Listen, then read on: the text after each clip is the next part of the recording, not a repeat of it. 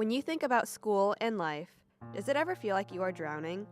Do you sometimes feel like it is impossible to keep up, catch up, or get ahead? Do you feel like too many things are outside of your control? According to the National Alliance for Mental Health, 20% of students 13 to 18 years old deal with some kind of mental illness. This is more common than many people realize. A truly tragic impact of the stress and helplessness is the increase in teen suicides. In 2016, in the United States, 5,723 young adults committed suicide. For every young adult that succeeds, 25 students attempted suicide. Suicide is the second leading cause of death for people between the ages of 15 and 34 in the U.S. Teenagers are more often at risk for a number of reasons. First, the transition from child to adult can be difficult, and it is often hard to figure out society's new norms and expectations. Second, teens often blow confusion and self-doubt out of proportion.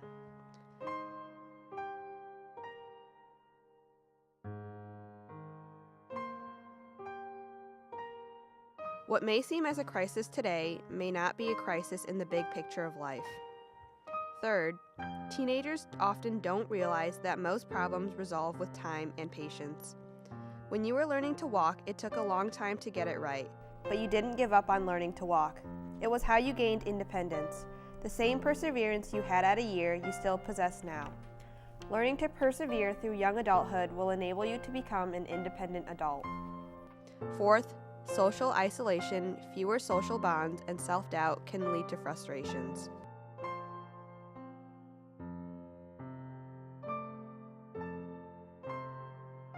Fifth, teens often don't understand everyone goes through hard times and experiences loneliness at times. Learning to cope is part of human development.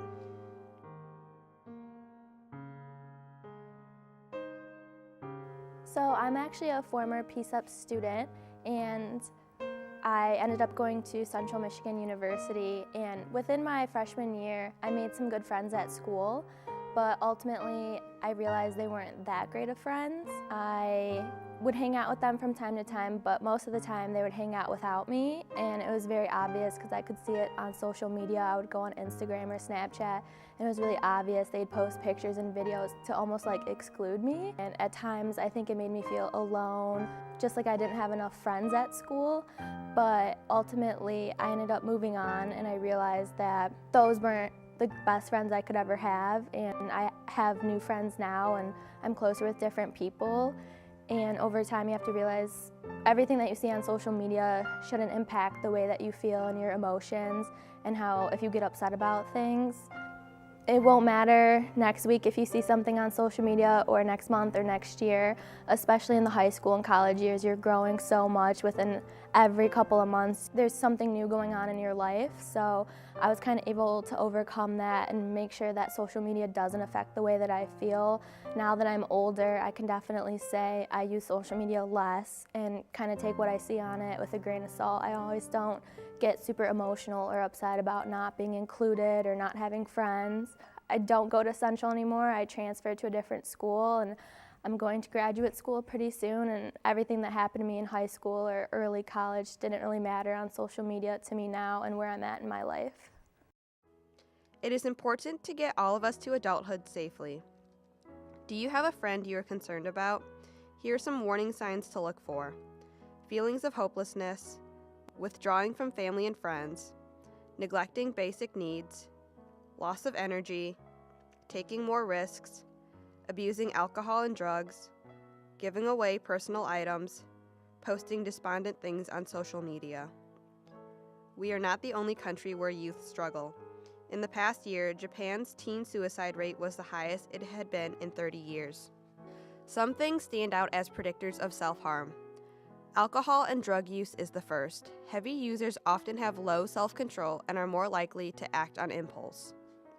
Some students have a triggering event that the student perceives as insurmountable, like fear of punishment, a family crisis, an unplanned pregnancy, poor school performance, denial from an athletic program or college, or loss of relationship.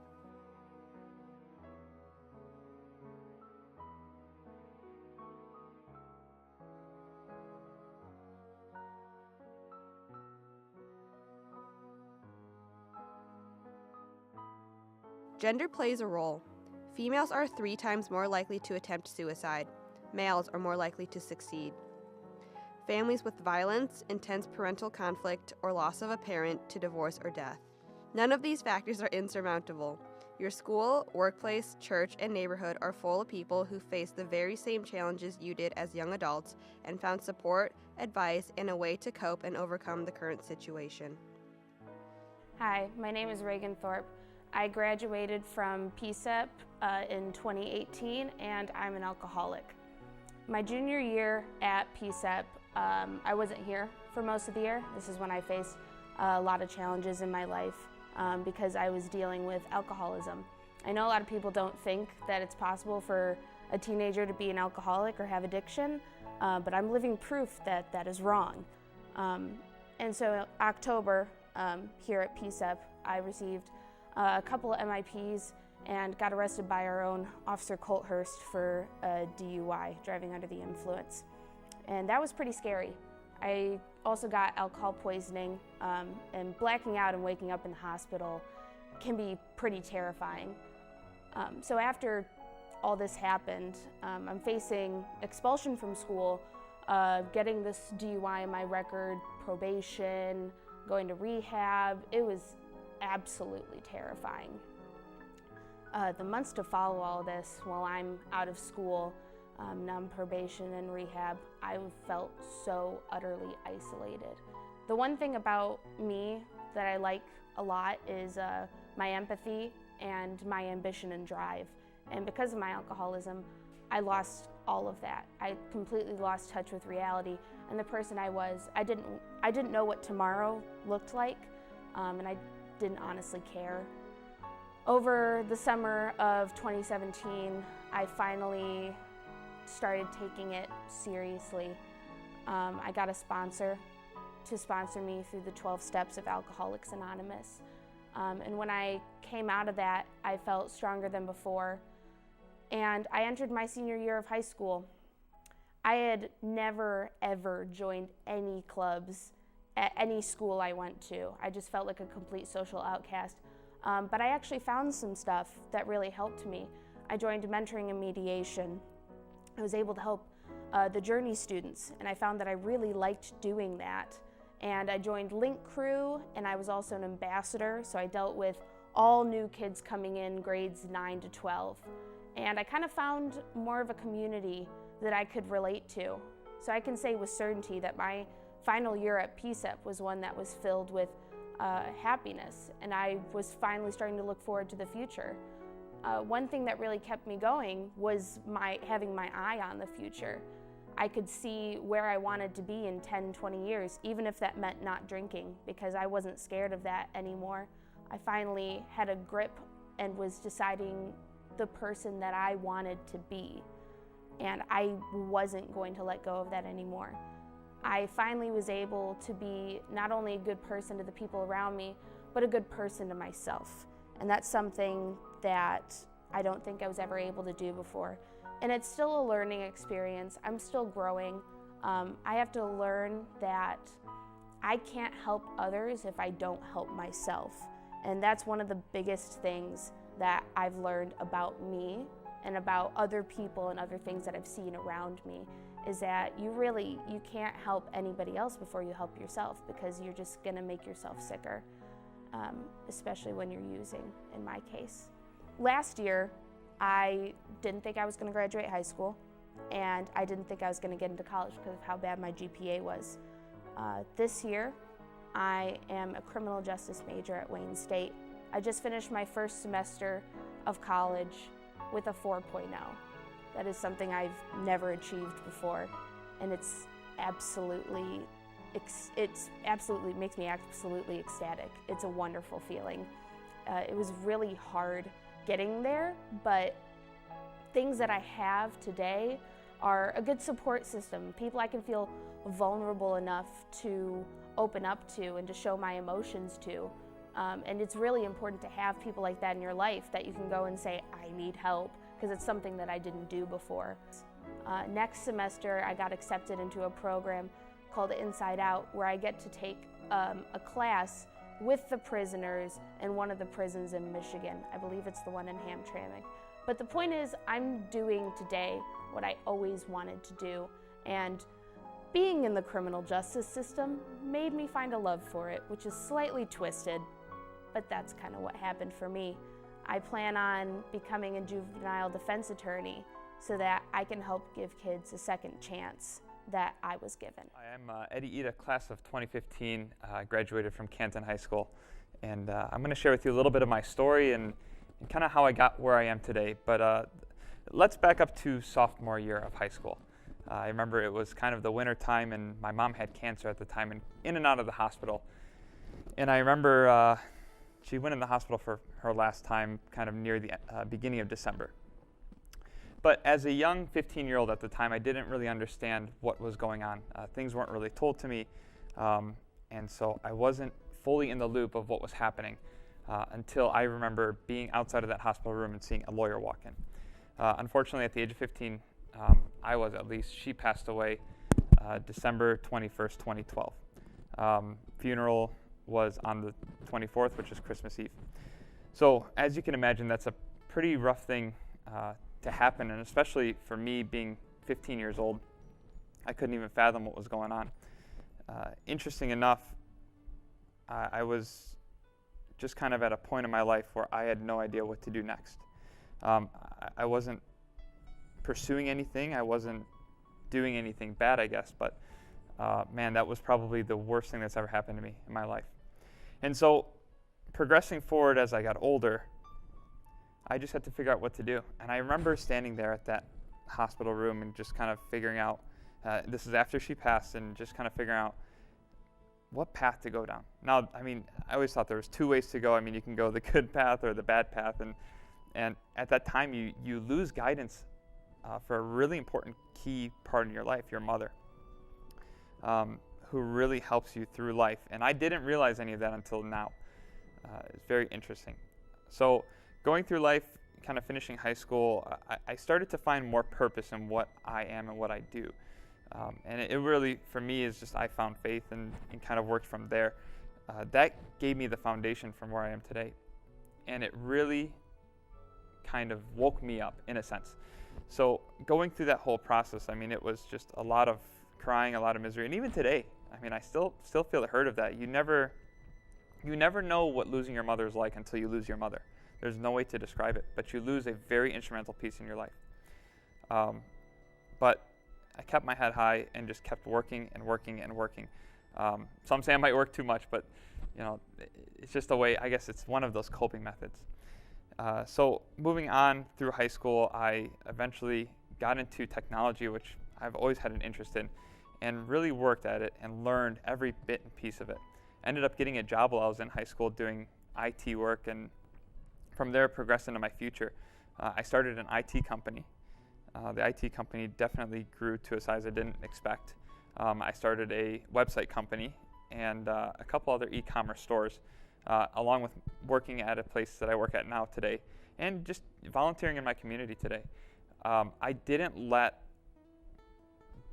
any event in the past hinder what today looks like for me, because I really realized that although events happen in my life and they're not great, if I sit around and I let them eat at me, I'm not going to have or fulfill a great purpose in life.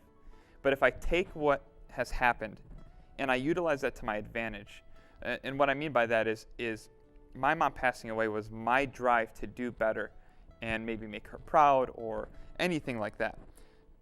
If I take that to my advantage, I can make something of myself that's much bigger than I could have ever done just by sitting around. I mean, I'm 21 years old now, having a few different companies, working for a place. I bought a house at 20 years old, currently engaged, on my way to get married, and a lot happens when that happens at a young age, because you have to grow up faster. But you either grow up or you stay the same, and that wasn't an option for me. So that's where I'm at. Suicide is an alternative, an attempt to escape intense emotional pain from what seems now like an insurmountable problem. What happens now in 4 years of high school is such a small part of your whole life. Think of any year of high school as a penny, compared to $1 that is your life. How many people will stop and pick up a penny? No one does. Why? Do you pick up pennies? Why or why not?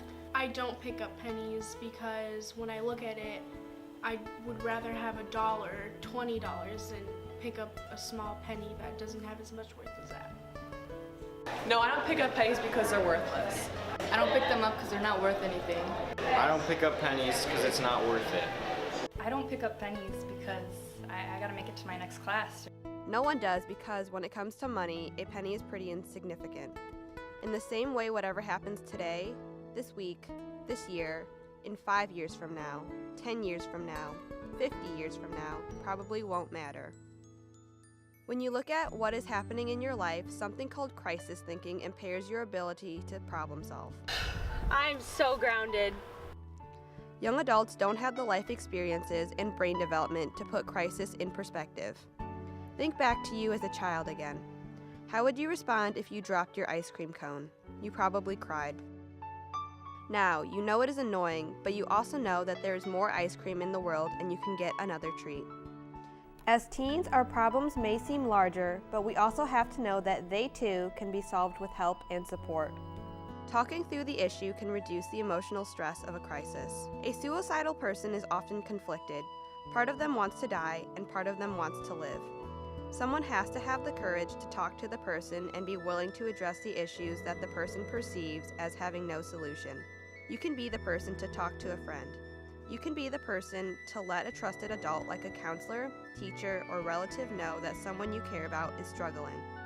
You can contact OK to Say, or you can call the National Suicide Prevention Hotline at 1-800-273-8255. Suicide has an irrational component.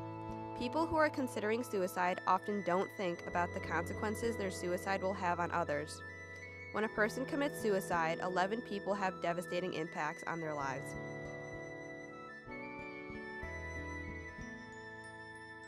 25 have a major life disruption. 53 have a short-term disruption. And 115 are exposed. Suicide is a form of communication. For people under extreme emotional stress, normal communication skills have usually broken down. The suicide attempt may be a way of sending a message, and you need to ask the question, who did the person want to send a message to, and what did you want your message to be? Let's talk to some people who had their life-changing experiences, but didn't let that define or limit who they become. My name is Anthony Andrus. I am a former PSEP student. I graduated from Plymouth in 2015, and I was faced with a lot of problems throughout my high school career. I mean, as many students do, I dealt with my own anxieties and pressures as a student throughout my whole career, but come my senior year of high school, I went through probably the most rough part of my life. My father passed away due to suicide, and at the time it was devastating, and I had to continue my educational career going into college. I really didn't know what path I wanted to take, if I was going to go to community college. I didn't really plan on university, but what I learned is that that moment and that thing that happened to me, it doesn't define who I am.